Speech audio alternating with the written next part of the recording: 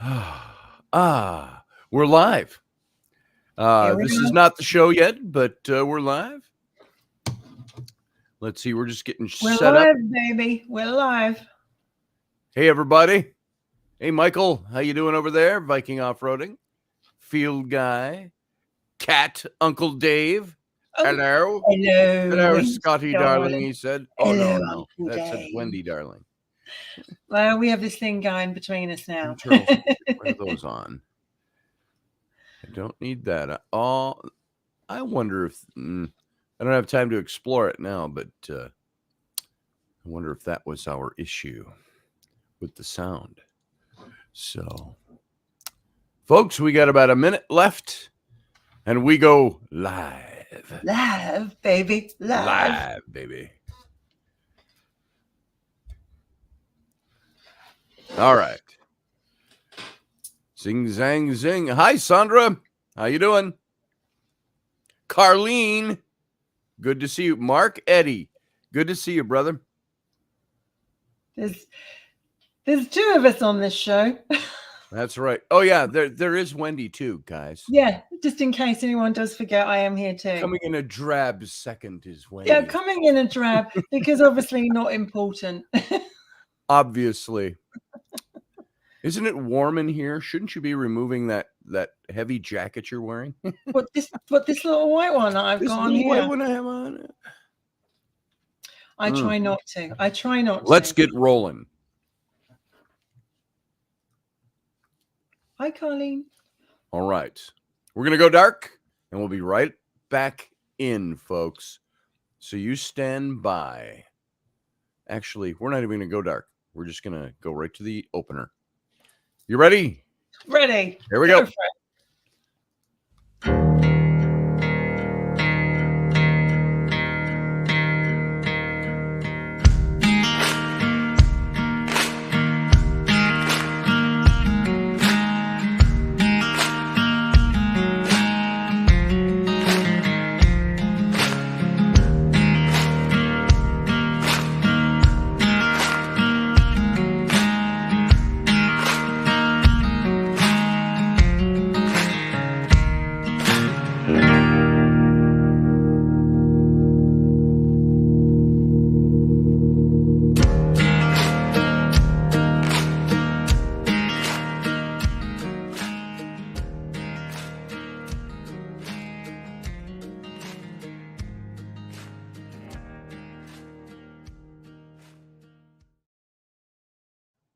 Well, good afternoon, folks. Afternoon here, evening over in Great Britain, just south of London, and we have Wendy Robertson. That's not the way I planned to start at all.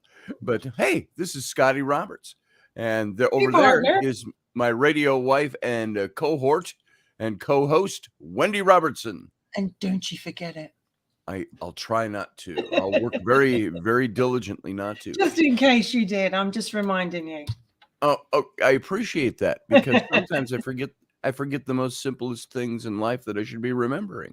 Well, it's quite nice that so many people come back and watch us, because we must be doing something right, right? It certainly is. I'd like to say hail and hello to everybody there, but not during showtime. Let's wait till we're done. But some of you out there, boy, I look at everybody that's gathering in there. It's good to see you. And we're glad to have you here. It makes our hearts warm that you shall be here today. So this is, of course, Robertson. We're broadcasting to you live from two different GeoGlobal locations. Damn Skippy. GeoGlobal.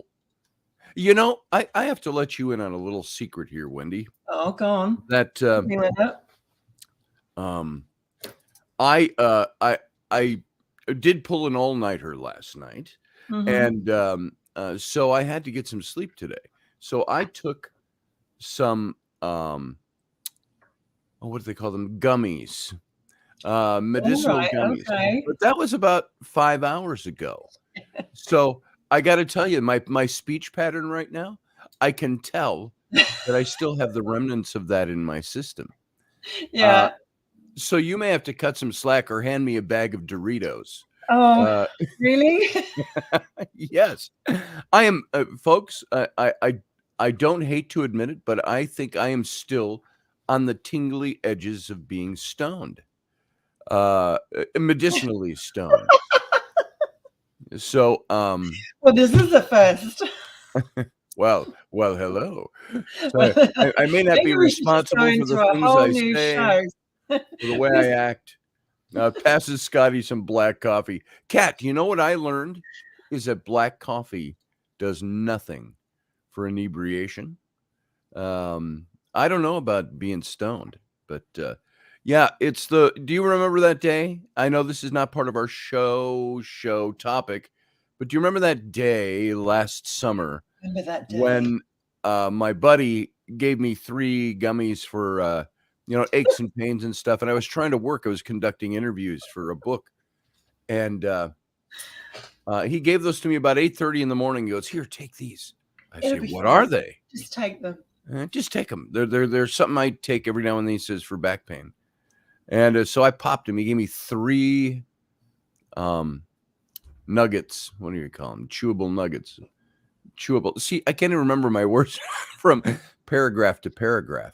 So, Well, Phil gummy. Guy says it's the Wendy show today, and It I is the mean, Wendy show today. It's always the Wendy show. I'm all for that. I mean, some people may not be happy that it's the Wendy show today, but hey, I am. But hey, it is. But hey, to finish that story, at 8:20 in the morning, while I was doing an interview with somebody for the book, I found that I was getting really kind of goofy, and I was writing things I wasn't saying as I'm taking my notes. I'm like, well, what's going on? And when I was done with, I cut that interview off pretty quick, and I was stoned. I was stoned at 8:30 in the morning, not from smoking it, but from eating it. And we all had a good laugh, and I fell asleep for 3.5 hours. So now I took these 4.5, 5 hours ago. So we'll see how I fare. That's if the you story. start falling asleep, or you just collapse. No, I'll be sitting there like this, and I don't know when I have smoked, I get goofy. I get talkative and goofy. And I say, now I'm not at the height of it, so I'm okay. I remember feeling it when I laid down. I was getting ready to go to, but I got to tell you, it is the cleanest, most thorough 5 solid hours of sleep I think I've had in months. Yeah, but it's knocked you out, and that's what you needed. Right. And I got to stop talking about it so we can move on to our topic today. Set some boundaries. Set some goddamn boundaries, Wendy. Say, Scotty, you can't talk about that. I'm setting a boundary. Yeah. So that's what we're talking about today. Let's just hang out. Let's just hang out today. Let's hang out. Yeah. Let's just let's just talk amongst ourselves. And who really wants to talk Wendy, about Wendy, let's talk amongst ourselves. How many fingers have I got up, love? I'm Batman. So I'm Batman. Does that make me Batgirl? Wait, I'm Batman. Wait, I'm Batman. So we can talk about the topic. We'll drift in and out of it. If I drift us to places we ought not go while we're talking about that topic. Do I need to bring you back? I need to bring you back. You just need to bring me back in. Okay. You're like, you remember the movie Poltergeist? When the lady who was cleaning the house, she was just trying to find, what was her name? Rayanne. What was the girl's name? Anybody remember? They tied a rope to her foot when they sent her into the other world. Yeah. I was going to say, it's got to be like that. You've got to tie a rope to my ankle so you can drag me out of the underworld every so often throughout the show. I'm going to zap you somehow. I don't know how I'm going to do it, but I'm going to have to. Oh, I have some ideas, but behave. So let's talk about our topic. We're talking about. Okay, let's get serious for at least a couple of minutes. Talking about setting boundaries. We are. And this is an important topic. I think in a way, the show I did last night on Intrepid Radio was a show that you and I should have done. And we probably still can. I did think about that last night when I saw it this morning. And I was like, well, Thanks I for lapsed waiting for into me, a Scotty. I was Dr. Wendy last night. And so Dr. Ruth. and yeah, and I just looked and saw that I didn't hold on. This is show business, backstage business, but let me do it. There, Roberts. You have your Robertson up. So Well, I like to actually step into that role for my Tuesday nights. that's right. And mine's in caps and lowercase. Yours is all Mine's caps. in capital, darling. Just so Yes, you're on top. So always, all right. baby, always. All right. That's So that's the flirt fest. segueing a bit from last night's topic. Yeah. Where I was talking about the overall topic last night was, is sex important as a relationship goes on? Yeah. Is it just more than biology? And I didn't mean it to be a teasing title about, oh, this one's about sex, so we better tune in. It wasn't that. It was a legitimate question. And so in talking about all that, started talking about how we make boundaries for ourselves, in that we say there are certain things I will and will not do. There's certain things, if I want to keep this side of my life active or keep the other person interested, it doesn't, you don't have to be elderly to not have sex in a relationship. But you can just be married for 12 years. And let's say you got married when you were 22. That makes you only 34 years old. But it wears off the initial excitement, the wow, we're going to go fuck in the woods, kind of thing, or wherever on the hood of a car. Good old days. Yes, all the good old days. How do you keep that stuff alive? I remember those days. So the boundaries we make for ourselves are ones of saying, I have to be actively doing things that makes the other person, not makes them, that sets the environment for the other person to be able to want to see me in that fresh light. Like we're saying, and this is going to tie into boundaries very quickly. I'm going to segue over here now, is that at the beginnings of our relationships, remember the early days, Wendy, we all go, man, don't you wish you could go back to this time, this age, time travel? Oh yeah. Or whatever. And we say, boy, those were the days when it was spontaneous and it was amazing and exciting because it was spontaneous. Well, the thing to learn about that is that no, none of it was spontaneous. Do you know why? Because you and I did things like this. You go, okay, we're going out on a date. So what do you do when you know, oh, Thursday I'm going out on a date? Dressing up, best you gear dress on, up, you prep your clothes, you make sure. Good. Oh, I'm out of my favorite cologne that makes me smell like a real man. So I got to go buy some of that. And you make reservations, you go and you make plans.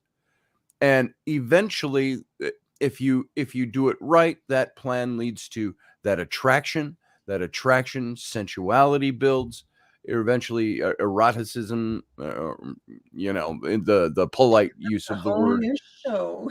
Yes. And it leads from one thing to those are the things that made those spontaneous moments happen when they weren't spontaneous at all. It was that we were constantly setting the environments. We were constantly creating boundaries for ourselves that said, I'm going to stay within this boundary or not cross that boundary, and so on. And the same thing has to go on if you think there's no spontaneity in your relationship or sex life or things, 15 years in, you haven't lost the spontaneity. It's still there. You've lost the, not as a big negative thing, but the ability to create the environment for spontaneity to take place. Yeah, so, if you organize it, it becomes like oh God, it's a chore. It has to be really natural. Right. It has to come from the flow. I remember when I was married, like my second husband, he'd be like, Monday night is our night and we'll get together. And I'm like, hang on a minute. That means it's kind of planned, not natural, not spontaneous. Right. And that's what I really, I really think is really, really important. And that's where we come up with the boundaries. Yes. All right. All of that to say, bring it back down. Whoosh, and now we've funneled it down to this. to say, how do we create boundaries? And as you and I were talking about this earlier, the creating of boundaries, not just for married people or Yeah. partners in a relationship, Yep. sexual partners, things Mhm. like that, but it is creating boundaries for all your relationships. It's your relationships at work, your relationships with your friends, and things that you do. Setting boundaries doesn't necessarily mean it's a negative thing, but it does mean that setting a boundary is something we're going to discuss what it's like to do that and what that involves. But those are the things that help ensure that something negative won't happen, that you try to avoid the negative, or you try to skirt the issues that could divide the relationship. And so it's just like the spontaneity of early love and eroticism and sensuality and sex and all that. It wasn't as spontaneous as we think. It was all carefully planned in our heads. We did things to make those things happen. And when we stop doing those things to make that happen, we realize we have to do newer things to freshen it up, it doesn't necessarily mean, inviting in 4 midgets and having sex with midget sex or something like that. And she's going, no, this is not the change I was thinking of. This is not Yeah, the that's joy not we're really, looking for. Yeah. is that spicing it up or not? And Yeah. on a serious note, though, you find ways to. Could you imagine, Wendy, in a culture where men constantly dress in the uniform of the American male? It's almost like a uniform: t-shirt, shorts, Yeah. flip-flops or tennis shoes, Yeah. and a baseball cap. Oh, I was married to someone like that. I Now, was married to someone like that. yes, innately, there's nothing wrong with those things. There's nothing wrong No. with dressing that way. But you But need to make an effort. It's really, really important. yes, what if your wife would absolutely fall over and go, "Who is that amazingly It's well-dressed exciting. man here to take me on a date?" This feels like part 2 of last night's show, right? Mm, Because it just feels like we're going back. Let's go back to the sex. yes, yes, the sex. Um, The sex is a good way to use as a descriptor the because thing is, when you meet someone and it's all new, as I said before, it's all like, your heart's pounding. You want to yep, look good. You want to make an effort. You want them to see the good side to you. And you do make an effort. Maybe new undies, new clothes, new outfits, smell yep, good. You're excited. Your heart's racing. You're thinking, maybe tonight's the night or whatever, but you're having those right, moments. And then if you turn up and I remember going on a date once, lovely person, and went out on a date, and they were like, and I was in Canada at the time, I'd gone out on a date in Canada, and they turned up and they were like, oh, you're a little bit overdressed. And I went, honey, this is London, right? huh, This is London. I'm oi, London, right? it's And he was London, oi.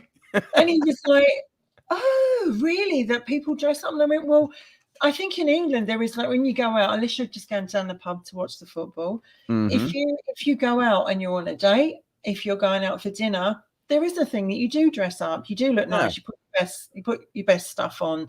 You make an effort, and I think that it's a different culture thing as well, because there's, I seem to see a lot more of it over in, I can't say America as yet, but in Canada, definitely, for sure, there mhm, is that shorts, flip flops, cap, right, right. shirt, and you're just kind of like, And there's nothing wrong with that in its appropriate time. Most of the yeah. time, you don't wear a suit and tie around the house or a But I think dress if and you're pearls, and wanting to get a bit of the love fest on, if you want to put a bit of excitement back that's in, right. what That's I right. would actually say is, you make the effort, so that when you, Make the because effort. to me, I want someone to, how can I put this? I want someone to make love to my mind before they Mhm, make love to me, right? yep, So it's like, because that's what we want. We want to feel like they've got us, they've understood us, they know where right. we're coming from, rather than just, right? Because Yeah. if you want just that, Because you know what? yeah, The act of actually is a side note, a sideline. The note absolutely. of actually doing that or what we might crassly term, or comedically term, fucking, And that kind of thing, that's okay at times. yeah, It's like, "Honey, I want you now up against the wall in the bathtub wherever. And wham, bam, thank you, ma'am, as they used to say, and it's done. Well, But I say like this, before you get in my bed, you've got to get in my head. that's And it. Anita writes a good point when she says there are plenty of times with stress in daily life where sex goes out off your mind. Well, of course it does, because you're so Right. stressed out. But however, some people see sex as a stress relief. Reliever. And the thing about boundaries, she says, swerving back into that, Boundaries.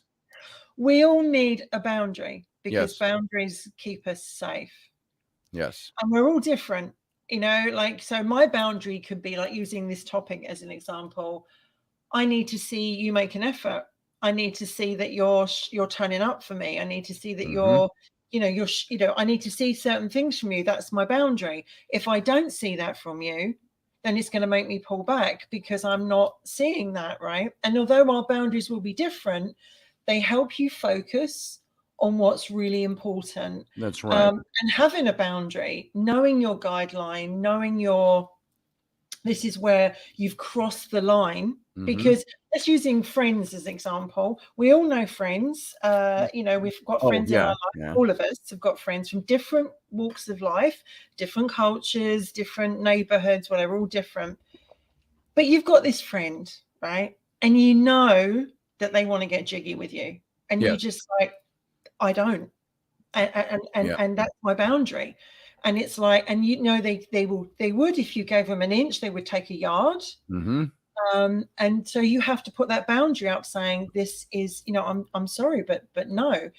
And I think also it's about expectations. So when you get into a relationship, or any kind of relationship, what is your expectation? Like, what is your expectation of that relationship? Right. Did you actually sit down and have that conversation to say, how important is sex to you? Like, how important is intimacy? Because I'd rather talk about intimacy than sex. Because sex is 3 to 8 minutes tops. It's the experience wrapped around sex. Yeah. As they say, the foreplay and things like that. And I don't want to keep this strictly in a sexual category. It's just one of the most visceral. Yes, I do. Shut up. Yes, you do. No, you don't. You must get scientific. No, go back to the sex. It's like Gollum's talking to you, and Gollum, isn't it? Gollum. Yes. Yes. You want to fuck them, don't you? No, it's a intellectual conversation. So I can't do Gollum. They all hate you. Nobody likes you. Yes, they do. Precious. Yes, they do like me. So yeah. So but yes, that's kind of the conversations we need to have with ourselves. If those of you who don't know who the hell we're talking about when we say Gollum, go read a little Tolkien and you'll catch it. But and almost anything, by the way, can constitute boundaries for us. There's personal boundaries that we have to set for ourselves. Like, that's why I got into the topic really of what I talked about last night, because we have to set personal boundaries. If I want to, maybe, if you want to reinvigorate, that's why I brought that up. Maybe it takes putting on a suit and tie, going to a nice place. Maybe it takes something to doing things completely different. So we set personal boundaries all the time. We avoid indulging in too much alcohol or chewable gummies, in order to get to work on time. You don't drink when you go to work, so you put on a personal boundary, because you don't want to get fired from your job. Just like in a relationship, you don't want to get fired from your role in a relationship because you're doing the things that might kill it. So self-discipline is this thing that can be thought of as an important boundary that's natural for all of us. That's just talking in one realm of making a boundary for success. But then there's social boundaries that we have to impose. That was a self-boundary. Social boundary. It's those things that exist between ourselves and the environment around us, like stop signs, stoplights, traffic lights. That helps protect us and other people. Stepping to the back of the line instead of jumping ahead of others. respecting others through kindness and speech, our patience. These are all things that we do that are social boundaries. And then the most complex boundaries, they can result in some of the greatest friction that any relationship could ever face. And by relationship, I mean romantic relationships, sexual relationship, friendship relationships, work relationships, all those social encounters we have. Some of the greatest friction can arise out of not having good boundaries and abiding by those good boundaries. And those And who I think some people don't actually know where they don't know where the boundary is because they Right. haven't actually set the boundary, and Right. they didn't know they needed a boundary until the incident came up. Because if you're thinking about a physical boundary, Mhm. say you've gone out with the girls tonight, you're at the nightclub, you're having, you've had a good time. It's that time of the night, people are coming in, and then Yeah. some guy comes up to you and he's in your space and he's trying to get touchy-feely with you, and you're just like, Here, back off, buddy. it looks like Yeah, this. he's just kind of doing this, How you and you're like, doing? How you doing? good Oh, going. you sure are hot. Wow. Whoosh. Did you know? Are you an And you're angel like, because you just back fell off, from heaven? buddy. What's the line? So Back off, buddy. And it's, in your that, space. most women will know what I'm talking about. Or you're at work and Randy Andy in the office, has come up to you, and you're trying to walk through somewhere with your files, and he kind of Handy pushes, Andy. no, Randy Andy. Oh, Randy. And he sort of you find pushes me, Randy? past you, and you're like, did you cop a feel? And it's like, that's your physical boundary. When you actually right. say, no, this is my boundary, and you stay there in your space and I'll stay in mine. And that is really, really important. But yet again, I think we need to show people what a boundary is. And then, then if you go to that sexual one, a lot of people don't know how to ask for what they Yes. want in sex. They really don't know how to ask for it. They act out. They Hi, Scotty. So tonight I thought we would use the swing and get out the tambourine. How do you feel like when we do that? And you might be like, oh, never even. whatever for, Wendy. Whatever for. I'm going to play a tune. Chicka, chicka, chicka, chicka, chicka. Exactly. They're going to hear me 3 streets away. So sexual boundaries is really important. Yes. Because it's like, it's your right to ask for what you want sexually. And if the other person is kind of like, I'm not sure, that's and it's for me. It's your protections over yourself. This is who you are. This is me. This is we're all into all this is all my body type of stuff nowadays. That And applies also, to men too. Men can go, hey, this is my body. Back off, woman. I think if you're going to go ahead. I'm sorry. I think if you're going to go and get jiggy with someone, I think you kind of need to ask the sexual history. That is a boundary for me. Yeah. That is a boundary that you want to know. Of course, though, we know that if you're in the midst of there is passion, you have to do that before. In the air, and it's like, oh, yes, we must go and remove our garments, and we must partake, of the great act of sensuality of life, and blah blah blah. But can I see your clean pass, please? And you have a pass, and you signed off on, yeah. Are you clean? Where have you been? Absolutely, Steph. I have been there. There are creepers amongst us. That's for sure.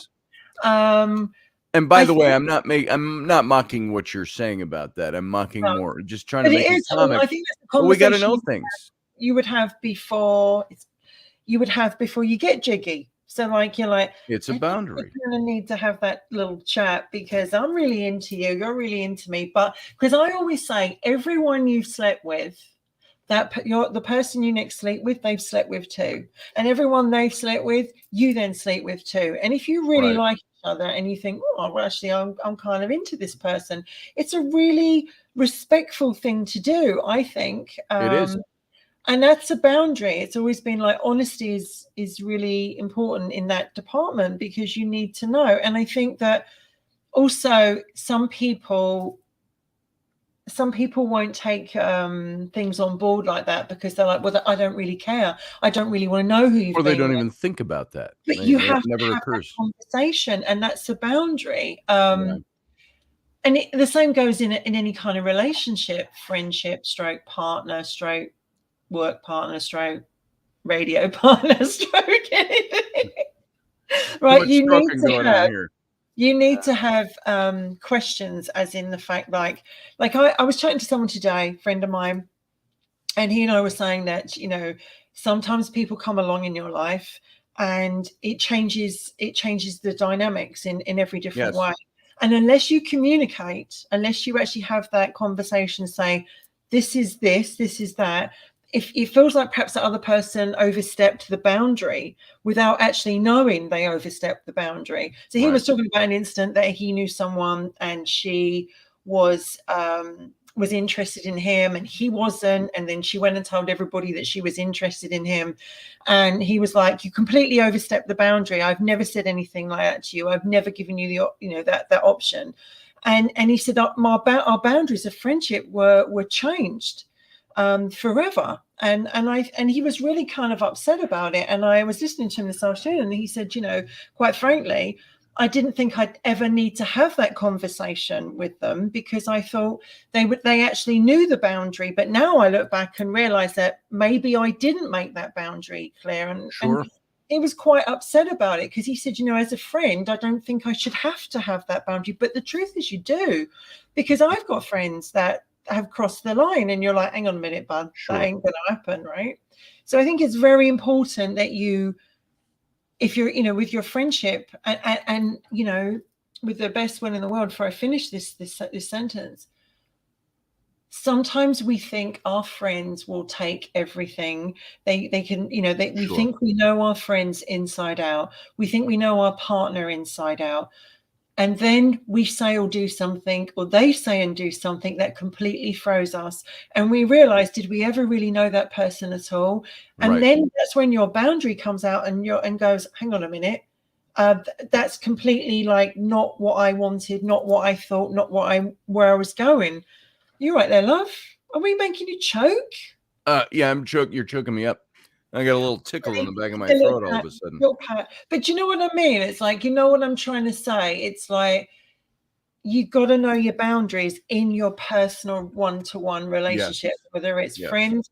But if we don't talk about it, Scotty, how do we know? That's it. You don't know. And so I think dialogue, communication, you know, we can sound really cliche and say every relationship from personal, sensual, sexual, involved, all in romantic and mating and things like that, down to all our friendships. Everything involves communication. We have to set the guidelines. You know, if two guys go fishing together or they go hunting in the woods together, they have to set down boundaries, guidelines. This is what we do. This is what we don't do. These are the rules we have to follow. Absolutely. So it's okay to do that. And sometimes we think that is a in a romantic relationship. We think those are the things that, that's just going to break down spontaneity. That's going to break down the feel of passion, the feel of, you know, the eros of the moment, whatever it might be. The beautiful sensuality of a moment. By sensual, I don't mean it all. I'm not. Sensuality does not have to be sexual. The sensuality of the moment, of the time, of the place, the environment, and so on. It can break that stuff down. So sometimes we have to have those rules already in place, and you can be very subtle about how you mention those. Hey, tonight, let's go out and, you know, Wendy, let's go out on the town tonight, but no sweatpants and tennis shoes like you normally wear. I want you to wear, you know, why don't you wear something like this nice black dress I just bought you? Well, it's when they you know, whatever. You know, with flippers on and a snorkel. And then you have to sort of realize that you are actually completely different sides of the thing at all. And the thing is, I think if a person doesn't make an effort for you, and I've got to say this yet again, if a person doesn't make an effort for you, it says a lot about how they see you, that you're not worth that effort. You're not worth that time. And I was, you know, a conversation I'd had tonight, funny enough, about spiritual and religious boundaries. And that is something that seems to be coming in quite a lot the last couple of days. I've chatted to a few people about it, and it's like, I believe in this, you believe in that. Respect my boundary, respect my faith, respect my belief, or politics. You're a Democrat, I'm a Republican. That doesn't mean that you can't be together, but you have to respect the boundary. See, I would, and in my case, I would, if I was dating somebody who was a Democrat and I was a Republican or a conservative or a liberal, I might look at that person and go, do I really want to get involved with somebody who can't think? You know, that would be what would go through my head. You do not have a critical, but I have good friends who are diametrically opposed to my politics and Yep. I to theirs. And should it ever come up in conversation, I've had friends that ended their relationship, their friendship with me. I've mentioned him before, a guy, 26 years we were friends, and real world friends. Yeah. We did stuff together. We all traveled together. We all ate together all the time, and we did all kinds of things. But when it came to politics, just 3-4 years ago, 5 years ago maybe, he ended our relationship, our friendship, via email. He wouldn't even talk to me face to face because he disagreed with my politics. So And my disrespectful. politics are not extreme. I just voted for somebody that he didn't think I should have voted for, and he ended, and we haven't spoken since. Now, that's the kind of when you don't have, how do I want to say that? I'm tying it into the way that we create boundaries, the way we deal with each other. I guess what comes out of that for me is people do stupid things and make stupid decisions based on something where they haven't either educated themselves as to why they should feel this way, how they should treat each other in friendships and relationships and things like that. So take it from there, Wendy. I lost my train of thought. I know. I'll take it on. I could just see you were like, I'm a going. The thing is, whether you are different politics or different religious beliefs, or you just have different beliefs altogether, it's about what's between you. And if you have enough feeling between you, you will work through your differences and you respect each other's boundaries. For instance, I used to go to church. I used to go to the local spiritualist church. My ex-husband didn't. And he was like, you know, it's what you believe in. It's not what I believe in. So if you want to do it, go and do it. And it's right. He didn't have to follow with me. He didn't have to come and do that. But he also respected that I needed to do it. The same with politics.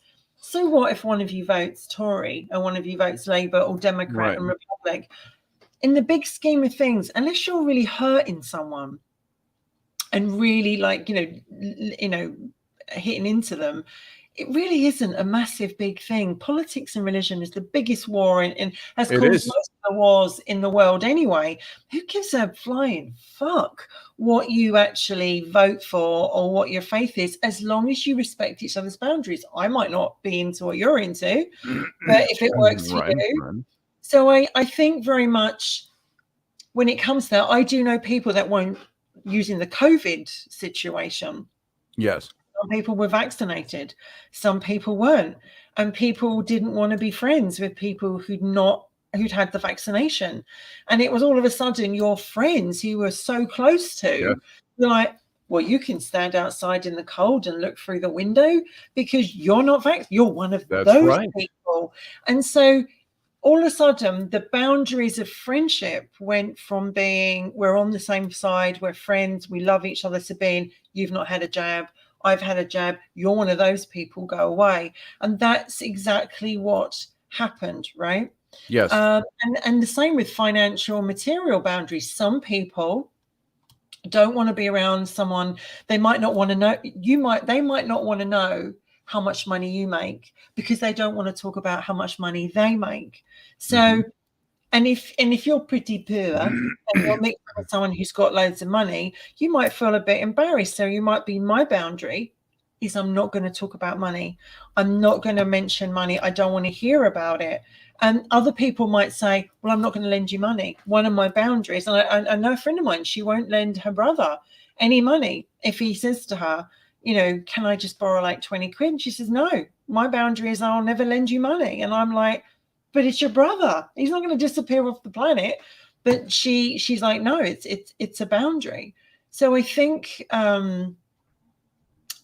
when you get to that can cause an issue, I would imagine, if you're together with someone.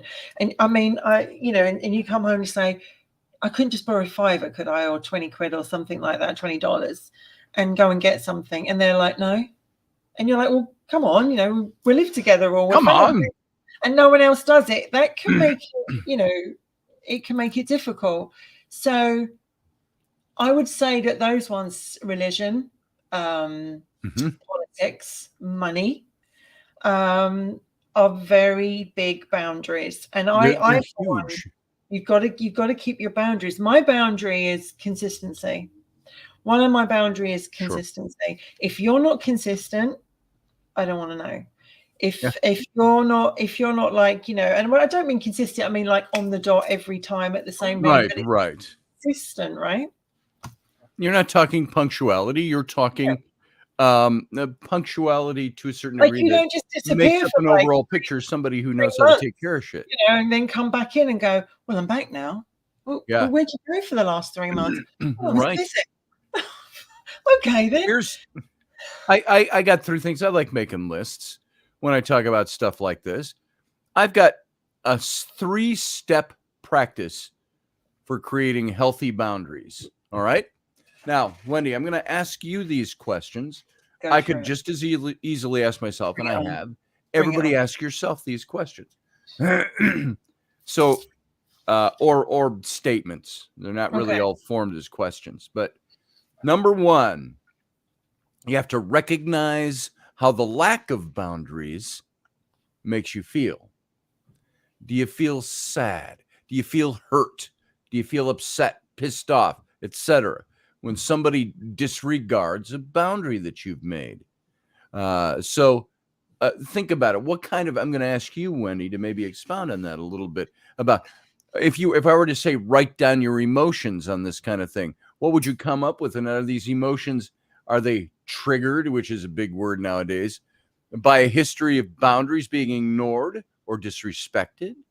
The things that you are in life today, Wendy, the viewpoints you have on that we've talked about on this show so many times, all our viewpoints on people, relationships, and what we do, are these all things that have been created by boundaries being ignored and disrespected for many years? And if you find an old pattern repeating in yourself, keep in mind that there's no need to blame yourself or the other person. But let me ask you, what kind of emotions comes out of when you start to recognize how a lack of boundaries make you feel? It depends on what the boundary is, obviously, because I think some boundaries you can sort of like have a bit of leeway with, but it depends on the boundary. I think if it was someone who crossed the line, as in, physically, I think that would be a very, very different matter. That would actually be a completely different scenario. So what I mean by that, if I was with a friend and they came on to me and they knew it was a friendship boundary, that would be Kat says over in the chat room, would I sit and have 2 beers with this person? Would I leave a puppy with them for the weekend? That kind of thing. That's what she said. That's her 2 beers and a puppy rule. I might call it 2 beers and a pony rule. I'd rather have a pony than a puppy. But so what I was getting at with that whole emotions thing, and the boundaries we set up. It would piss me off. It would piss me off. Yeah, and you said there's different degrees. It's not usually a matter of, I prefer Wensleydale cheese to cheddar, or something like that. What about you though? How would it make you feel? How would it make me feel if somebody broke my boundaries? It all depends. It's like parenting. I've been a parent for God knows so long in my life that 30 years now I've been a parent. And it's you set rules and those rules get broken. You have expectations, those get broken. So I look at it as, how would I feel about broken rules? It depends on if there was discipline to be rendered to my children. I couldn't rightfully and justly render that disciplinary action if I had not explained the rules ahead of time. If my kids broke my rules, but I never told them what the boundaries were of those rules, then I couldn't expect them to live up to them. And if they made an infraction on the rules that I had, if I never told them what the rules were, how could I punish them or discipline them for breaking a rule they didn't know existed? So I see it that way. My emotions on that are one of, I like to offer up a lot of grace. And I'm trying to think of scenarios where I've had people step on my emotion or my boundaries. Some of it is, let's use an extreme when it comes to relationships, divorce. Is that somebody stepping on your boundaries? Yeah, I might have a boundary of, I don't believe in divorce. I don't think we should end. I think every relationship is fixable and workable, and you can do all of those things. That's my boundary when I go into a relationship, is I'm not going into this relationship. I would never tell somebody on a first date or along the way of courtship that, by the way, if our relationship doesn't work out, I think we have to have a prenuptial agreement. To me, that, or whatever you might want to talk about, that to me is setting a boundary for failure, because you are leaving the door over there unlocked in the back that says, well, just in case this doesn't work out. You know what that tells me? That's a boundary I set. I don't want to be with anybody in a relationship situation that is, okay, what are my exit plans just in case? And I say, if you've got an exit plan ahead of time and you're already you're in that sensual meeting, building passion stage, supposedly spontaneous stage of a relationship, if you're already asking what's my exit strategy if we don't work, and this is of course this isn't first date stuff, this is as you go down the road, I think setting a plan for escape, for opening the back door, for leaving, is a plan to failure, because you are planning not just to protect yourself if something goes bad, because we all know shit goes bad nowadays. It's not like our great grandparents who were married for 75 years anymore, it seems, because getting out is so easy. There's so many other attractive things out there that draw us away. So the question is, if I set a contingency plan for failure, am I actually creating the failure? So the boundary I would put up is, the boundary is, I have an exit strategy if things go wrong. If I learn that we've been dating for 6 months and I learn 2.5 years down the road that you're a serial killer, yeah, then it's maybe okay to, but why didn't you find those things? What were the red flags you ignored to get there? Because when there's going to be problems, relationships that are rife with problems are usually the relationships where people saw the red flags and ignored them. Oh, I'm ignoring that because, oh, I'm so in love. And because we were so, as you say, sometimes they don't see the red flags. Sometimes people completely, sometimes you miss them. they Sure. blink it. No, I mean, the rose-colored glasses go on and you actually don't see them. And it's like, sometimes you need to take them off and see. I mean, for instance, a boundary could be like my time.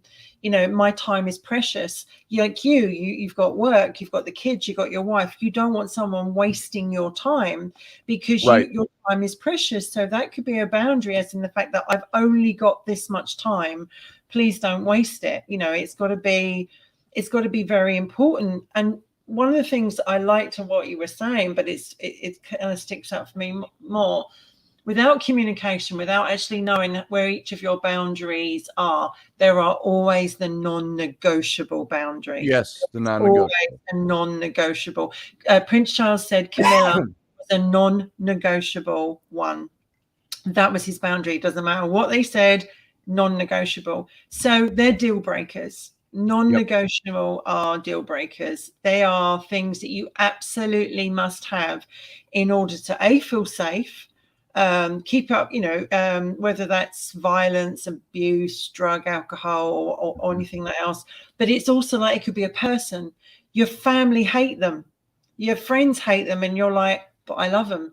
And it's a non-negotiable. We're not going to talk about it. We're not going to have that conversation. Right. It's a non-negotiable. Sometimes we all cross the line. Sometimes we all go over boundaries that we didn't even know were there, that we didn't even realize they were there until we actually went over them and the other person said, actually, that was a boundary. And you're like, well, I didn't know that. I thought I could talk Right. about Right. anything. And I think it's, I mean, for instance, as I say, using my best friend, we've known each other a long time. We've been through a lot of stuff together. And, but there are, and there's, relationships change from time to time. Your boundaries will change from time to time. Your situations, like for instance, when you first got married, you both were into each other. You wanted to be physical with each other. You wanted to be close. But then I'm using this hypothetically, her boundary might have been, yeah, but I don't want it now. I only want it twice a week. And if you push it, you're not even going to get that because you're going over my boundary. And you're like, hang on a minute, I'm still on 5. So you know what I mean? It's very, very important that you do the 3. I always say communicate, connection is incredibly important, and also be the chemistry. If there's natural chemistry between 2 people, it should flow. It should flow easily. You shouldn't have to have all this, I've got a boundary in here, but unfortunately sometimes in life you have to. Okay. And now I had 3 things. Let's get to these other 2. That first was recognize how your lack of boundaries make you feel. So ask yourself, everybody out there listening, ask yourself, like Wendy and I just kind of went through, ask yourself, how does the lack of boundaries make you feel when you're in any given situation and by the way, boundaries aren't usually like between you and an armadillo out in the wild. It's social. It's between the people we interact with. So number 2, if you could create one new boundary, what would it look like? How would you feel if this new boundary could be set? And you could always start small by thinking of one thing and how that thing could be changed. So, Wendy, if you could create one new boundary between you and either a lover, a friend, which sometimes is good if those 2 things come together too, but friendships, social friendships, work-related things. What would be one new boundary? If you could create it, you would create it. That doesn't seem to exist now. That's a really good question. Thanks for throwing that one out. You're welcome. That's what we do here. That's a really good question because it's like, I have my boundaries. But if there was a new one, do you know what? You've thrown me. I don't know. I think it would probably be,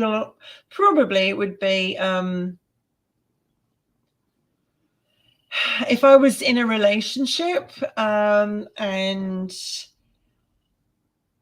whether that be a friendship, whether that be a lover or a partner, and there was a situation that was causing issues with it, that would have to become a boundary. That would have to be cut out, because I think, it's like, for instance, my friend and I, if her and I, like the third person came along, like another friend or whatever, or boyfriend or partner, whatever, started to cause problems, it would be like, that is a boundary now. I'm going to have to put that out there because they're coming into our space.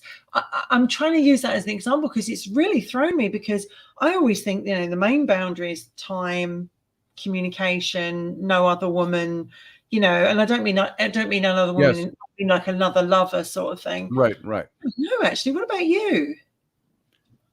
If I could create a boundary, some of that would determine do I create boundaries within current situations, the way my life is now, or before you get into certain situations. I think that's irrelevant because none of us can go back and change the past. So when I'm talking about setting new boundaries, what would they be? And if I ask you all to ask yourself this question, it would be an example of like this. If I had a new boundary that I wanted to set up with people, it's I'm trying to think of something small enough so that tough, isn't it?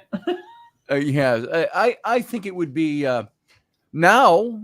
Let's put it into a dating category. Okay, let's say all of a sudden I became a single man. Yeah. Be it by death, by divorce, by whatever. And this is totally hypothetical. I became a single man, what would my boundaries for dating be? What would my boundaries be for getting involved with another person?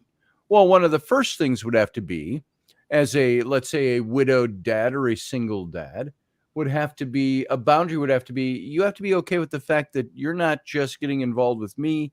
Got I have a children. family. You're getting involved with my family. Because I had and I think, I don't know if it was this show or somewhere else we were talking, where I once, you may recognize this right away because it might have been just last week. I had a girlfriend who we had been dating for 2.5 years at that point, and I won sole custody of my children, my 3 older children. Now my daughters were like 11 or 12, and my son Sam was 2 or 3. And I remember we're sitting in the car, and I had cracked open the letter from the guardian ad litem who represented my kids in court, saying she's recommending that I get sole custody of my 3 children to the judge. And which means, my lawyer said, basically, that means you just won your children. And I sat there and I had tears coming to my eyes, and I go, I have my kids. I won custody of my kids. And her response was, oh, I knew you were fighting for custody, but I thought you'd have them like every other weekend or something. And she says, but full time? She says, I don't know what I think about that. And that ended up degrading we stuck together for another 1.5 to 2 years, but it was rocky, and it was because she didn't want to have kids. So her boundary for a relationship was one that came out through the moment of crisis, or the moment of a decision needed to be made about something. And that's a non-negotiable boundary. Right. That was, for me, it was totally non-negotiable, because it came down to, well, do you want me or do you want the kids around? Yeah. And I said, well, that's an easy one. And isn't that a horrible choice that you have to make as well? Yeah. Because you might really like that person. That relationship might really mean something to you, but you have to pick a choice. Right. And there is no choice, because the children will, in most people's lives, the children will always come first. So you had to do that. But I mean, and there's a question, how do we know we need a boundary? I was just going to ask that. How do we know we need one? Look at what Kat just said in the chat room. She said, I'm never dating anyone again with living parents. Orphans only from here on out. Now, there's obviously a story there. But at one time, what that statement tells me, without knowing very much about Kat's past at all, is that she obviously dated somebody who had living parents, and it created problems for them. Or she might be in a current situation where there is problematic things that arise. You might love your partner, but there might be problematic things that come up because of they're having to take care of elderly parents or something like that, or weird family members. So boundaries sometimes get made out of experience. Where do you think wisdom comes from? Wisdom, we're not born with wisdom. We're born with the ability to think. We're born with the ability to amass knowledge. Wisdom comes with experience. Yeah. That's the application of all those things. That's why it doesn't happen when you're 14, or many times when you're 28 or 32 or 50. It sometimes starts as you start to get older, because you go, I've experienced enough now. I'm starting to get it. That's why they never go see the young man on the mountain. They go see the old man on the mountain. Yeah. They've amassed that knowledge, and they start to gain some wisdom. So I think boundaries, we have to sometimes create boundaries out of the knowledge we've amassed about something. But we have to be very careful to not build our boundaries out of our pains or our baggage. Our pains and our baggage and all the bad things that have happened to us, all the good things, our mass of experience that we come out of and brings us to this present moment, which, by the way, we're always living in the present. It's whether or not we appropriate the past or live in la-la land for the future. We have to establish some boundaries and do certain things for the future, because we don't want to be, let's say, we don't want to have nothing when we're too old to work anymore. It's a form of protection as well. Like boundaries, yes, it's protection. If we don't go in, if you go in blind, you're going to get hurt, right? You've got to protect yourself. Yeah. And so that's why we establish new things, because our massive experience has told us we got to do this, but we don't do it out of um, let's call it ill-conceived boundaries. What do you think some ill-conceived boundaries might be? Boundaries that are established because of my baggage. My baggage is not, it might work for me, they say, or that's truth for you, which I think is a bullshit statement anyway to If you begin with. had a But partner that cheated on you, if you were with a partner that cheated on you, yes, and you meet someone else and they're still friends with their exes and stuff like that, yep, that could be that could be. that's a red flag. That's a boundary. I'm not going there. I'm not having anyone who's got that, right? And That's a bit of having those old friendships isn't the problem. It might be knowing that it might be understanding how that person acts in those old relationships. What is the action they take? How far would they take an old relationship? When does it cross the line? Some people will say their boundary is, a man will say, I will never talk to an old flame of mine for respect out of my wife, out of respect for my wife. I don't want her to think I'm going to get involved with that person. And I don't want to put myself in a position to reopen that door, because we all know that happens. Topics is some of our other shows. But what do you do? So a guy can set a boundary for himself. A woman can set that same boundary. I've yes. noticed that a lot. It's mostly men will be the ones that say, I want to talk to my old flames. Women will be the ones that say, I don't want my old flames anywhere near my relationship. But I've always said, I'm friends with my ex-husband, and he's a fantastic friend, and he's also someone I care very deeply about, and that will never change. And whoever I've met in my life, I've always told them he's a non-negotiable, because at the end of the day, I've known him since I was 15. So I mean, This that's guy's non-negotiable. He's off the table. You can't. exactly. And it's like, and I think it's like your kids are Mhm. if you really care about someone, or you really care about the subject or topic or wherever it is, it will become, you'll be protective over it. If you're Yes. not, but I think also people, if they go over a boundary, it basically means also they've kind of a little bit disrespectful. Gotta say. Yes. And I do want to say goodbye to the radio audience. Bye. We have already reached that boundary, but we're going to keep going. We're not going to exit quite yet. If you want to join us, you come on over to the chat room over on the YouTube channel. In the building, pizza delivery, that always goes well. Elvis, one of these days, Pizza I want to delivery, see who that Elvis always is. goes well. I'm so keen to know who Elvis is. I would like to know who Elvis is too. I think we all want to. Is it Bob Joyce? Yeah, we all Are want to you know. Bob Joyce, Elvis? You know, He's Batman. he's Batman. So- There's only one Batman, and that's Keaton. Oh no, I thought you were going to say that was me. Oh, no, you're telling me. No, for me, I've got to say it's Keaton, definitely. But Yeah, for sure, like boundaries. So, what is one of your? So, if Rainey, what is one of your boundaries with you and Rainey? What is one of your boundaries? Oh boy, I'm trying to think. You see that now? That puts me on the spot because I got to think for a second. What is one of the Boom, boundaries? right back at you. I would say, now maybe this ties into something completely different, but it's a thing of saying, I said to somebody the other day, I said, I'm a 62-year-old man who has no ability to make his own decisions. I do not have the ability. I do not have the right. I have to ask permission if I want to go spend money on something. And I'm not talking like buying a yacht. I'm talking like, up to 100 or 200 bucks, something I want, 50 bucks, 15. Why did you spend that? Didn't you know we had to put gas in the car? So I made a bad decision, or whatever it might be. And so I think my boundary that I have, it's something I said to Rainey a long time ago. It's something I learned from her mother very early on in our relationship, and I almost have to whisper. So see, this is, I gotta whisper so she doesn't hear me saying this. But her mom said, "Oh, when we were growing up, when Rainey was a little girl, we used to call her the little general, because she was always ordering people around, and it was the good thing. She wasn't just a bossy bitch. She was somebody who liked to be organized, and she organized other people. She's actually very good at that." But all of that, the offshoot of that is one of my boundaries is, and I said to her a long time ago, I said, I don't do orders, I do requests.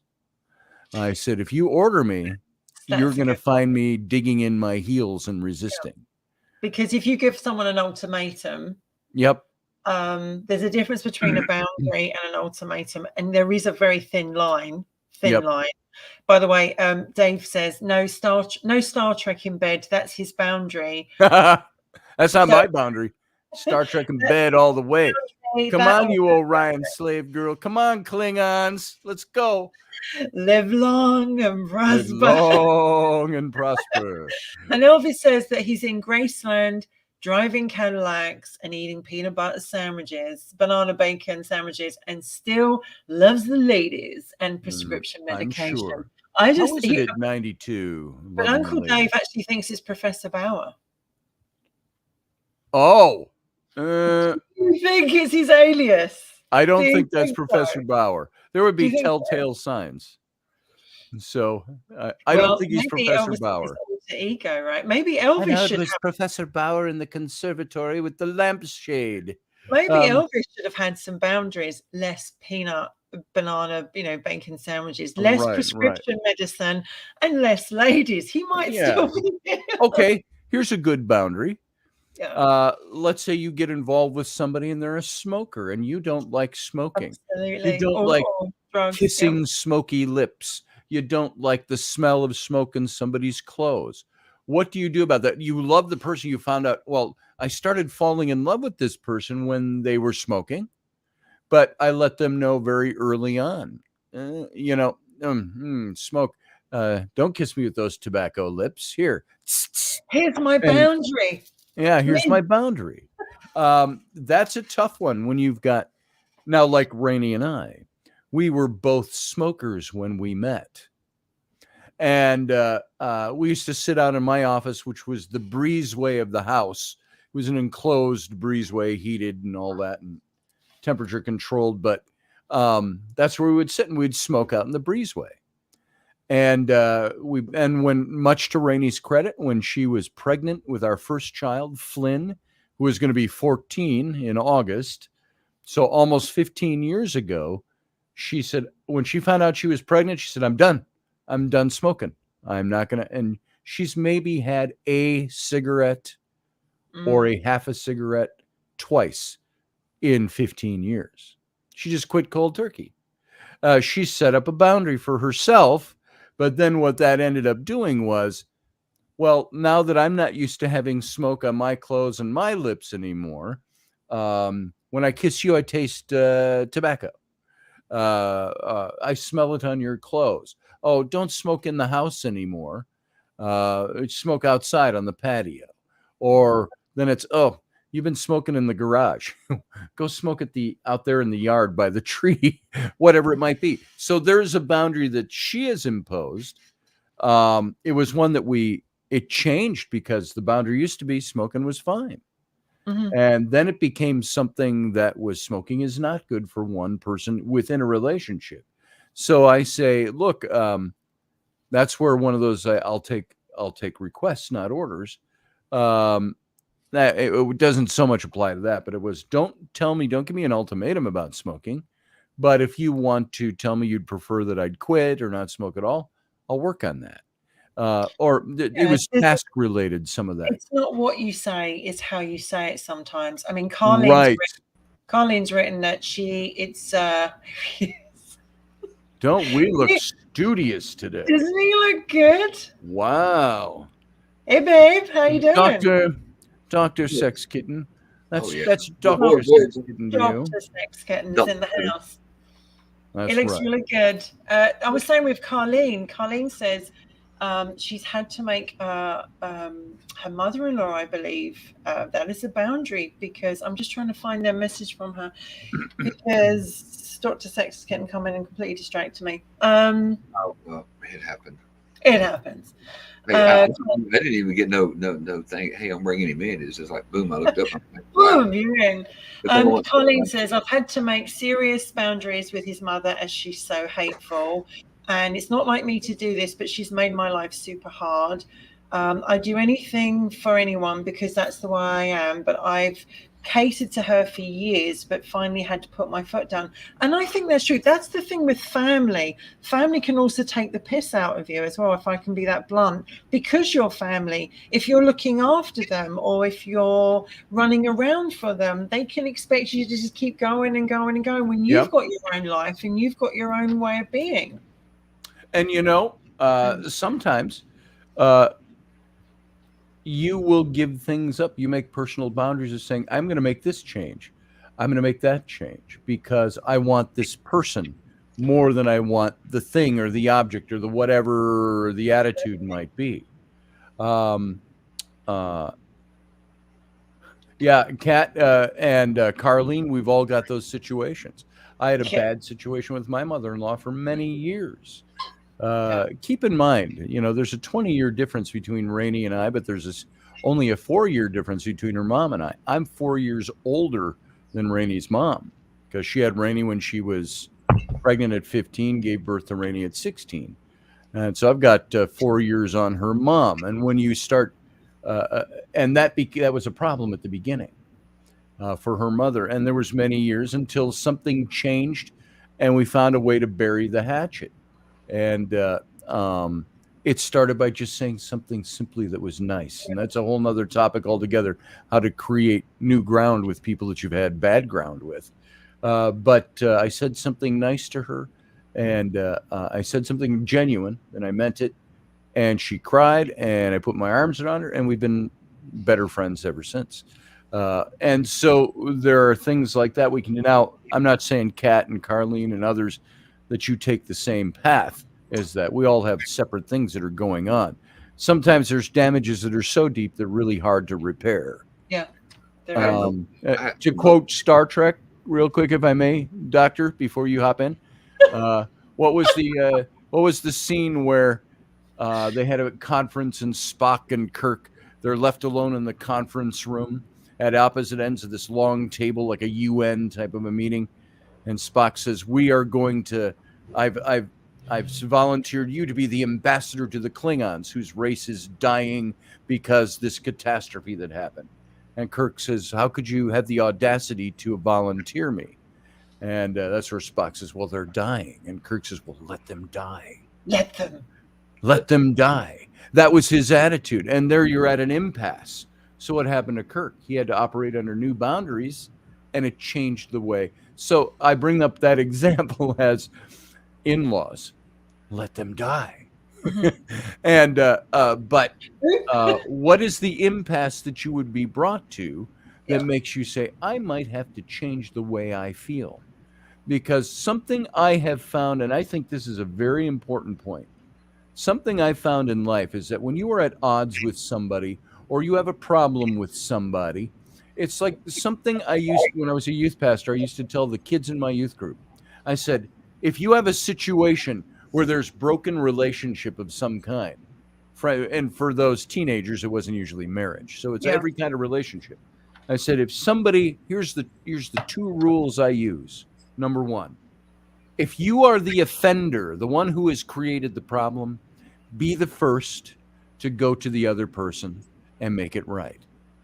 Second rule, if you are the offended party, not the one who created the problem, be the first to go and work to make it right. Be the bigger person. I said, so the common denominator here is if you are the offender or the offended, it is incumbent upon you as a good person, as a servant to people in our Christian context, to go to the other person and make that inroad to find. Now, you might end up with rejection, which we've talked about in this show, or you might end up with something being better. And so I have always tried to make it a practice that if the something I hate, and this is a boundary here, this is one I didn't really think about existing. A boundary for me is gossip. I don't mind talking about other people and other situations. It's how we learn from other situations and other people. That sounded almost Joe Biden or Kamala Harris. We learn from other people by the people that we learn from. There's some word salad for you. But what I mean by that is we learn by talking amongst ourselves, close partnerships about other things, lessons we want to learn from those people around us, good and bad. It's gossip when you start spreading it around. Did you hear about, or you put something up on your social media or whatever?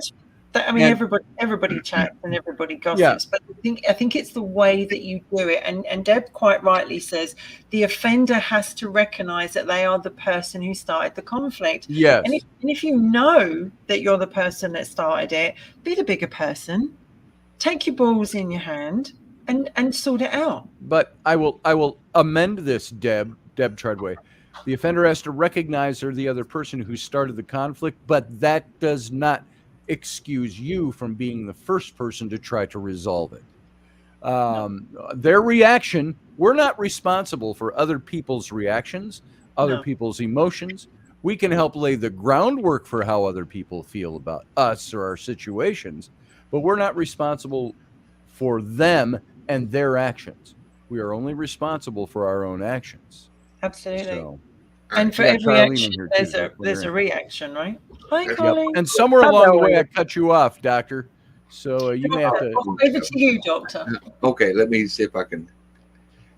No, I had a set of mother-in-law or in-laws. Well, he was almost like a set of mother-in-law because whatever she thought, he also thought.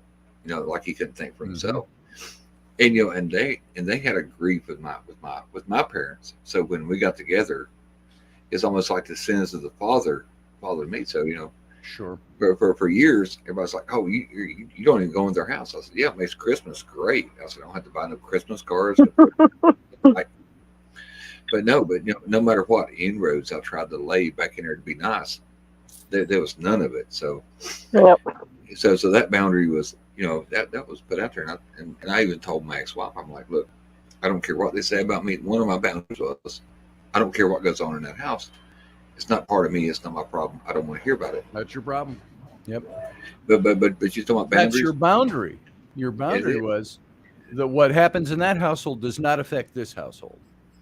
It does, but we're not going to let it. So. It eventually can bleed over, so it does. It affects everything else. But it does bleed over, and because and whether you like it or not, it's like I haven't seen my brother since 2006, and it's like I have no wish to see him because of certain things and the way he is. Sure. And it's like that is my boundary. So where he is, I'm not. I don't go where he is. He doesn't go where I am. And it's like the last time that I think he and I will ever be together is when my dad sadly passes over. And that way, and I actually said to my sister, I will go and I will pay my respects, but the moment it's over, I'm leaving because I won't put myself in harm's way. Anymore. And I think you have to have that protection, and it does bleed over because if he's at something, I can't go, or if I'm at something, he won't go. It does tend to bleed over. It does. I mean, I was faced with that situation this week with my Graham's funeral. Have not spoke to my father and his wife since 2012. No intention to, because they made my life just totally miserable. And same with my sister, and we had to see him, and it's like, you know what, okay, we'll be sociable, we'll treat him with respect. It is his mother. After that, we want nothing to do with him, and then we got lucky he wouldn't even speak to any of us. Well, there you are. And there's some people that are like that. But my own brother's as far as my mother-in-law, oh my God, this woman has been a nightmare since the day I met, actually before I met her, because the guy I was originally married to, she knew him too. I have catered to her. I have kissed her butt. I have waited on her. I have cleaned her garbage up because she couldn't do it. Don't care what you do. The only thing I could say is it's got to be jealousy. I mean, she calls the cops, tells them I steal her checkbook or her slippers. And finally, I just said, enough's enough. She'll call the house. It's like, if my husband's not here, I will not answer the phone. You leave a message when he gets here. You can talk to him. Right. It's amazing how jealous. Sorry, Scotty. It's amazing how jealousy is, and we talked about this in last week. Envy really comes in relationships, in families, and in stuff like that. And to be the bigger person, you know, it's like you have to realize that, you know, the buck stops with us all. Like, because, you know, where my brother's concerned, he will never mend that bridge. And yet he wants me to mend it. And it's like, but I didn't break it, and I don't want to mend it because it was so miserable and so unhappy with that situation. I don't want it in my life anymore, as much as sad as it really is. And it's like, you know, boundaries, sorry, just to finish this point, boundaries in families is really, really difficult because it's the one relationship in our life that we think we should all just get on. We should all have each other's back, and we don't. And we don't. And Barbie D said, Kat, that's true. Why should I go to that person to find out why? I think it's more to, some of it is sometimes we have to clear our own consciences, make our own way. And we go, look, I'm going to be the first person to extend a hand. I have always said, if you give me an inch, or if I give you an inch, I'll go the whole mile. I just messed that. You give me an inch, I'll go the rest of the mile for you. Yeah. And because that's the way I feel about my mother-in-law, even though, like I said, I'm just so done with the drama. She got told the other day that we are moving. I'm even more evil than I was before. But that's where you say, you know, we're not moving because of her. We are moving because of my health. But you know, Colleen, don't you think it tells you a lot about a person's behavior? Sure. It tells you how a person acts and reacts. Tells you a lot about that person. Oh yeah. Because if they had self-respect and they had their own boundaries, then they wouldn't put themselves in that situation. They would be, you know, but I think when a person shows you that particular side of them, they really are showing you who they really are. Yeah. And by the way, she does. And like I said, I'm a big glutton. I keep falling for it. And you know, every time she goes to hospital, I run up there and sit by her bedside to take care of her, because that's who I am. It makes me be able to sleep at night. Sure. It makes me be able that's your personal boundary on that. But you know, personal boundaries, it's like she just called, oh, I need ice cream. Well, we're not driving 6 miles one way to get you some ice cream. Next time we're over, Ma, we'll bring you some ice cream. And she's like, she tells my husband, oh, well, you just forget me all the time anyway. Well, no, we don't forget you. We just, we're putting the hammer down. Yeah. Don't you just hate that when they say, well, I'm using this as an example, not because of fact, I'm your mother, you should do it. She does that. Yeah, she does that to him big time. I'm your partner, you should do this. And it's like, people only do what they want to do. That's parental guilt tripping. And here's another thing: if you could be in the middle of something, and it could really, really mean something to you, then you have somebody show up out of the blue that has no idea what a boundary is. It just, you know, beats on the door like they got a search warrant for the house, and they see you're in the middle of something, and it's like they're fucking oblivious to it, and they barge on in. When you kind of knows what I'm talking about. Yeah, it's like, you know, I had a doctor's appointment yesterday via this, and doctors are weird about talking to patients in front of other people. My dad is oblivious to this shit, and Wendy has saw this more than once. He comes in, sits down on the couch, which, you know, I smoke in the house, you know, and she's like, "Is somebody there with you?" I said, "Yes, they are." She said, "Well, I prefer that, you know, we talk, you know, one-on-one." And, you know, she's looking at him, I'm looking at him. He's just like a picture hanging on the wall. Hell, he ain't going nowhere. I was like, well, just go ahead. You know, I don't have time to reschedule. Boundary space. And you know, and you say something to him. You know, I'm on the phone with school. He comes up here. You need to call these people. You know, I'm in the middle of something. You know, these phone calls take a couple hours. Well, this needs to happen now. You really don't need to. And finally, the other day, I told him, I said, look, you need to sit the hell down and shut the fuck up. I'm 50 years old. And I will do whatever I want to do. I will get to you at my earliest convenience. Now it's yours. Yep. We're planning on your part does not constitute an emergency on mine.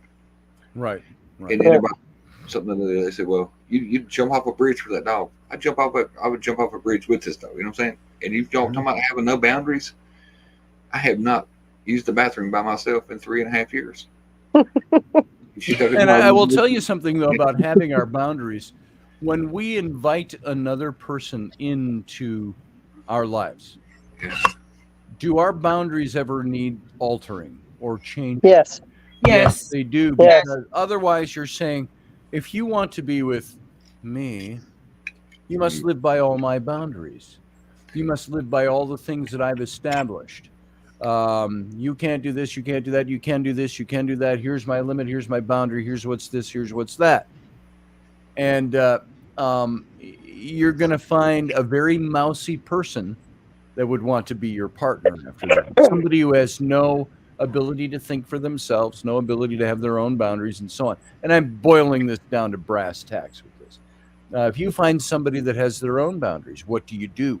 You have to start merging those things. So you have your short list of these are the yeses and the nos. When I meet somebody, it has to be this. But then you've got your longer list of these are the optional things. I can get rid of these things. I can alter this. I can do that, because I would have to maybe ultimately come to the decision. Do I want this thing? Let's say it's your dog. Do I want my dog in my life, or do I want this person I've fallen in love with in my life? And so you make sure those boundaries mesh, or those boundaries could be The dog. I was going to say the dog. The dog. It has to be the dog. I'm the same. And then 7 or 10 years later, you're like, oh, if only I'd have hung on to that person. No, I'm. Oh yeah, there she is. Like I said, many times I never do nothing wrong. Never not do nothing. wanting to change our own preferences for things in order to have a relationship, when we find that could be a relationship killer in the long run. And you got a thing in the long run, what's going to matter more for me? Yeah. So well, there has to be give and take. I mean, some boundaries, you don't cross the line, that's it. Yeah. But you both have to have give and take. But what do you do, Colleen, when someone does cross the boundary and they don't realize that? Well, actually, no, they probably do realize because of your reaction. But what do you do when someone crosses a boundary? Well, like a good example with my mother-in-law, I blew it off. She's old, she's cranky, she's alone, she's jealous because her son's now involved with somebody. They use that as an excuse. That was my excuse, and I'm like, well, she'll get over it. And as time went on, I kept saying to myself, she'll get over it. She'll get over it. The old saying, "Sticks and stones will break my bones, but words will never hurt me." But then it finally gets to a point that, okay, you're calling the cops, telling them I came into your house at 3:00 in the morning and stole your slippers. Are you freaking kidding me? I don't need the cops coming and beating on my door at work saying, and finally it's like, no, I'm done. Yeah. I mean, I can be pushed a long, long way as far as boundaries. My husband, when he had his emotional affair, I'll bring that up. I kept telling him, stop doing it. Stop doing it. Stop doing it. He didn't stop doing it. It kept getting worse, I packed his bag. I said, you go live with your mother. Figure it out. When you figure it out, then we'll discuss it. At that point, Colleen, castration might have helped. There you go. Yeah. Doing it every again. Deb Treadway said, I understand that when people age, they become very childlike. It's very true. And Deb, my response to that would be, nuh-uh.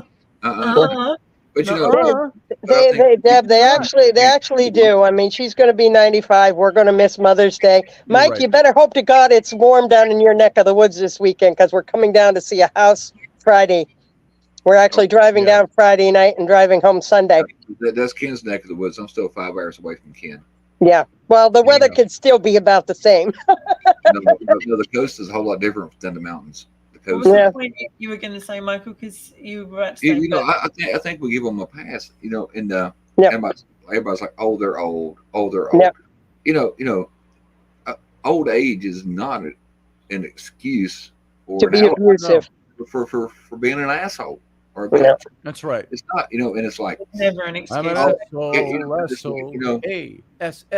ASSHOLE. There ain't no cure for being an asshole. No, there's not. There's not. But that was always my excuse. She's old, she's cranky, she'll get over it. Because I'm the type of person who would bend over backwards and drop a nail fast to go help somebody. Sure. I mean, I live near my ex-mother-in-law, and I had to break the news to her today that, we are obviously moving out of state.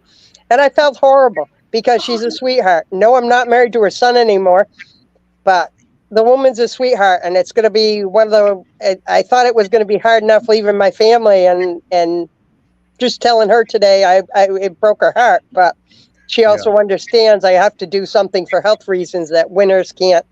Sure. What you really want to say is, actually, we're leaving because of you, and I hope I never see you again. And don't forget to leave the family silver.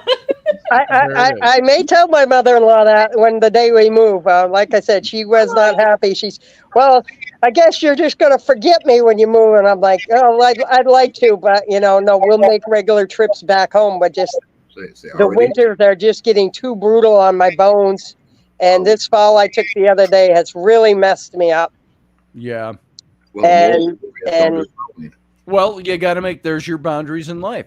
I am changing my environment because the environment I've been in doesn't work for me anymore. So I have to change this environment. Geological location boundaries. And what anybody else thinks about that is irrelevant unless they're an integral part of how you're making your move. Everybody's got an opinion. It's like, to use the word asshole again, opinions are like assholes. Everybody's got one. Yep. Is that what you were going to say? Did I steal your thunder there, wifey? But geological boundaries is something else. That when you're talking to somebody, they might want to live in Portsmouth. You might want to live on the other coast. You might want to live in San Diego. Yeah. So geological boundary would be, hey, what ocean do we look up or wake up and look at every day, or even countries? If you're international, you look at it. Well, do we live in your country, or do we live in my country, or do we pick a third option where nobody knows us? Right. And and it's like, but I just thought of that. I always joke about boundaries with a dog. You don't even get to go poop on no more. You know what I'm saying? There ain't no boundaries. No. And but I get what Wendy said. And me and her thought about that. It's, and I've told people, you might come and go, but this dog will be with me. This dog loves me. So if they say, hey, if they come in and say, well, I really like you, but that dog's got to go, they'd be talking about the street. I also have another boundary as well, which is cleanliness, right? If you're with someone and they don't wash, or they don't clean their teeth, or they don't take care of themselves, I'm not actually. Yeah, I was just gonna. Serious. You see somebody and you think, I really like them. They're a great friend, but they smell funky. They just smell, right? And it's like, well, they come near you and they breathe over you, and you're like, funky I'm really sorry. That is a boundary. It's like, you have to clean the fuck up. Wendy's boundary is you must wash your ass, as Red Fox said. Wash down. Pretty much. Do you wash I have a questionnaire before we date. Do you wash your ass? Do you use underwear deodorant?